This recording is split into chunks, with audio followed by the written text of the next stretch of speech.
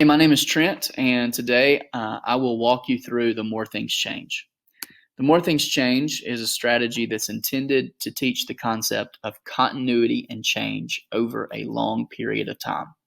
So, first of all, we all know that us teachers, we love certain standards, and we teach these certain standards 7 to 10 days sometimes. And then there are other standards that we have to move through more quickly. So the standards that we find most important are our anchor standards or our power line poles. But the standards that we move through more quickly are the power lines that connect the poles. Well, this strategy is good for those standards that you want to just move through more quickly without missing the important events and concepts and without missing the continuity and change that occurred over that period of time. In addition, continuity and change is a concept that is expected on the AP exam. One of the questions that you see here is describe and explain a significant continuity and a significant change in the global balance of political power in the period of 1900 to the present. As you can see, continuity and change is even listed within the question. And some students fail to reach the qualifying score because they don't or they can't demonstrate the ability to distinguish or to describe continuity and change over a long period of time. So again, this strategy is intended to teach them the skill of continuity and change.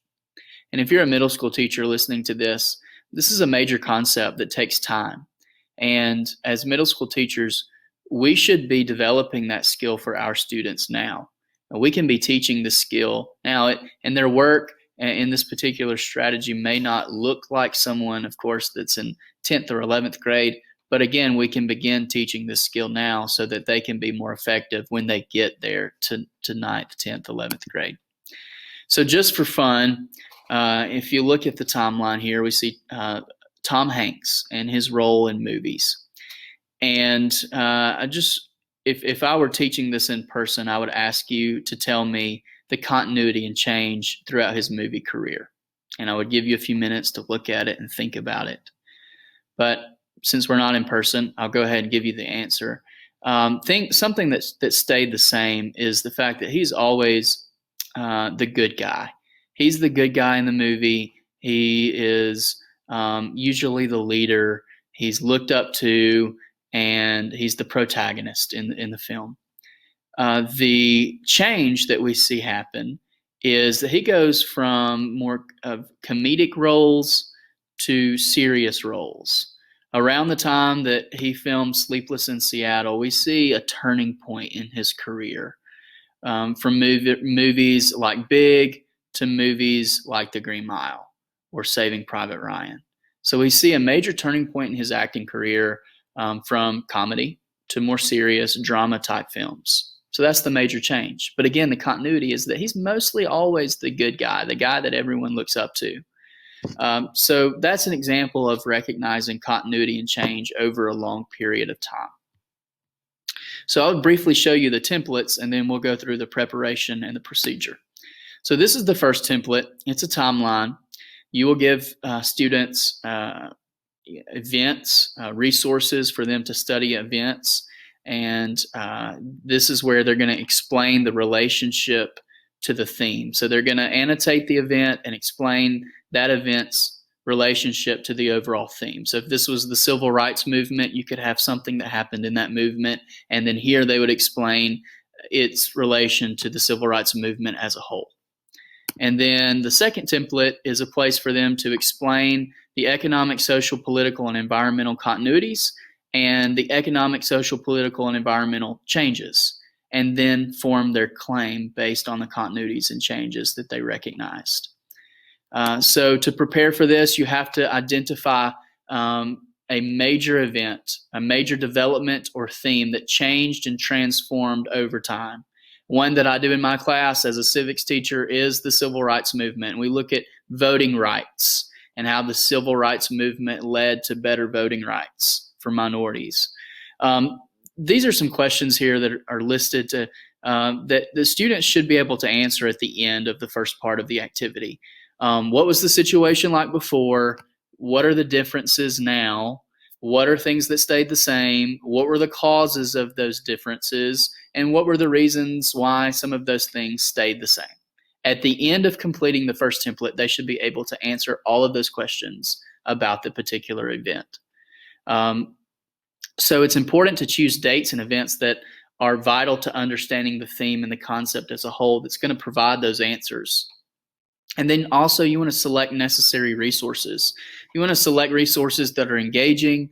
You want to select primary resources that they can dive into and really understand the overall theme in order to get to the continuity and change.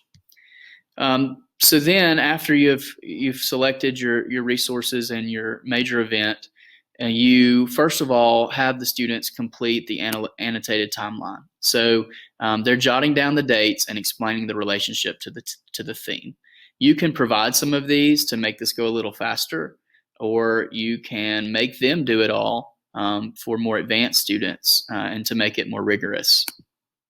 After they have completed the annotated timeline and you have discussed it and went over the events that they selected, you're then going to distribute the continuity and change template, in which they look at their timeline as a whole, maybe on another day, maybe later on in the chapter, or maybe later on in the week. But they analyze the dates that they have been compiling, and they determine the continuity and changes that took place within that period of time.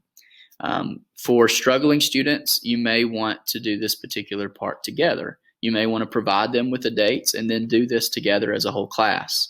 For advanced students, you may want them to do this all on their own for it to be more rigorous.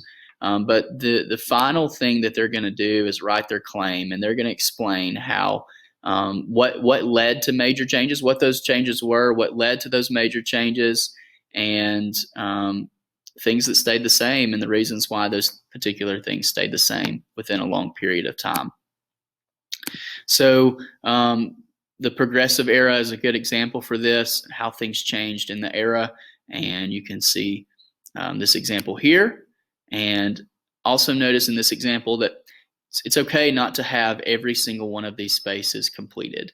Sometimes there may not be political or environmental continuities, or there may not be a social change. So it's okay to have blank boxes, but you can you will jot down, students will jot down the characteristics of the continuities and changes here. In conclusion, the More Things Change is an effective strategy to teach the concept of continuity and change, and it's also a good strategy to teach several events over a long period of time, and with a purpose to recognize continuity and change over a large theme.